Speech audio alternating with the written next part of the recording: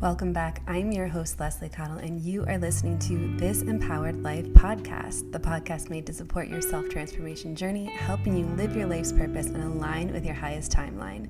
Today's episode is on feeling unlovable. It's a multiple-part series, and today we are talking about how judgment has a crucial role in feeling unlovable. Keep on listening. Welcome to the episode today, guys. Today we're going to talk about feeling unlovable. So if you know that feeling, I want you to know that you're totally not alone. It's something that I've been seeing a lot lately in a lot of different people, even witnessing it myself. And I'm not sure how many parts this is going to have, this podcast series is going to have, but I just want to dive into feeling unlovable because there's so much there. I've also been really interested in the idea of collapsing time lately, which is all about collapsing time is just choosing to be worthy of what you deserve now. And so when we think of feeling unlovable, feeling lovable is a choice. And I know that it doesn't feel that way sometimes. It totally doesn't feel like feeling lovable is a choice when we're looking for validation outside of us. And a lot of us have been programmed to look for validation outside of us. So if we're always trying to think that something outside of us is going to validate that we're lovable, it's pretty much a game that you're set up to lose. And so the question becomes, how do we, or how do you, how do we do it? Because honestly, me too. How do we choose to be worthy of love? And today I want to talk a lot about judgment. And I was trying to record this podcast earlier and there were a lot of sirens, so I turned it off and I was like, well, what does the definition of judgment even mean? Because I know what it means to me and when people say it, and the noun is the ability to make considered decisions or come to sensible conclusions. Now, it also means an opinion or conclusion. And so judgment, to me, really carries this energetic undertone of shame. And that when we're judging someone, usually it's shameful for that person or it's shameful for us if we're doing self-judgment. And I don't think I'm alone on that. And also in this whole theme of collapsing time, in order to be this thing that you're worthy of now, you can't actually have judgment. And judgment is so ingrained in our culture because judgment is whether something is good or bad. Judgment is whether you got an A, a B, or a C on your paper. I used to get so frustrated as a kid in elementary school when you would just get graded on the most random stuff, and I just didn't understand how grades worked because it was all subjective. Of course, not math and science, which is what I excelled in, because those typically had one answer. But when it came to writing or something where there could be multiple answers, with essays, I just went nuts because there was no right way to do it, and you never knew what your grade was going to be. Or at least that's how I felt. So judgment is just really in, if you went to school and got A's and B's and C's, if you got graded in that system, then you're used to being graded or judged. And so and you have to be able to discern whether something is good or bad, whether something is your favorite, if there is something better or worse than something, if you should have done something different. And these are all judgment. every single one of those things is judgment.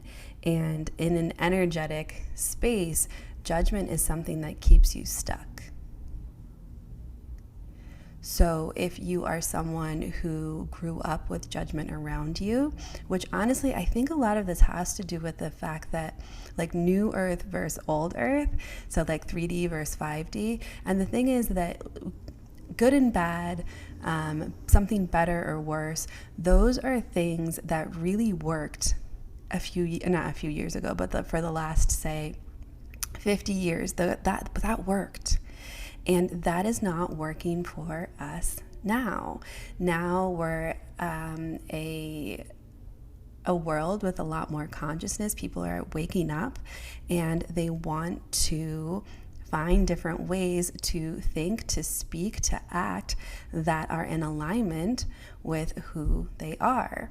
And so if you have woken up to this idea that you want to think and relate to the world differently, but you've been programmed with judgment literally in every single thing that is around you, then it's a paradigm and a shift that you have to unlearn. You have to unlearn it. And so an example might be like the older generation, my parents' generation. There's like a lot of opinions, and the thing is, like, it's not even, no one's doing it because they're trying to be mean, but there's always a comment on what you're wearing or how you cut something in the kitchen, or what you should be doing with your life and how they think it should be, and what do you think people think. And if you've been programmed to think like that, I'm not saying you are, but I think you need to ask yourself if you are continuing to speak to yourself that way without even knowing. Are you constantly judging yourself? And if you are, does it feel like criticism? Can you even do anything right? And another question on top of that is, are you criticizing or judging other people, thinking that they should be doing something, or thinking you would do it a different way, or thinking whether something is good or bad, no matter what the state of your consciousness is? If there's any judgment at all on if it's good or bad, if it's anything other than neutral or love, then I would argue that there's judgment in the room. And from personal experience, really studying judgment in my own life, studying how I was judging other people or how I was judging myself, I began to recognize that because there was that critical voice always around, that I became super insecure from that voice. And because I was really insecure, I never felt like I could do anything right. And of course, the thing that I want the most in the world is to be loved and to feel loved. And so if you're still listening to this podcast and we're talking all about feeling unlovable, I think you have this opportunity to look at where judgment is in your life, where you're judging other people, where you're judging yourself, where you might be criticizing yourself. And the thing is, like, you might not even feel like it's judgment. Because really, if you're just saying something is good or bad, or something, I would do something this way, look at that deeper, like so much deeper, on if you feel like actually anything can be done correctly. Is there only one way to do something? Because we know that's not true. We know that there are infinite ways to do something. And so if you, in your mind, think that there's really only one way to do something, and specifically only one way for you to do something, or one way for someone else to do something, what is that doing to you? What is that doing to the relationship? And where do you have an opportunity to let that voice go?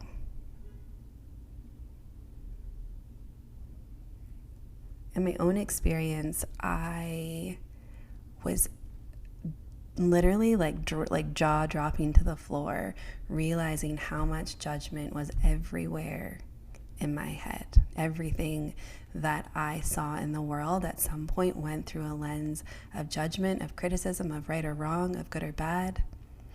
And when you see it is when you can change it. And so I am giving you that opportunity today to ask yourself, where are you not neutral? Where is there not love? Where is there not 100% acceptance? Where is there not 100% just observing? And when you find those things in your life, when you find them, allow yourself to become so aware of it, to sit with it without judgment, right? That's also kind of one of the tricks. Sometimes you see the thing and then you judge yourself for the thing and you're starting the loop over again. And so the ability to have awareness that it's happening, to observe it without judgment, in neutrality, to pause, and then the ability to change your action, the voice, the thought, whatever it is, into pure acceptance, into compassion, into love, into radical self-acceptance for yourself, for others, and for the world. So I hope that gave you some things to think about. I will be thinking about what part 2 is for this next week, and I love you so much. Take care.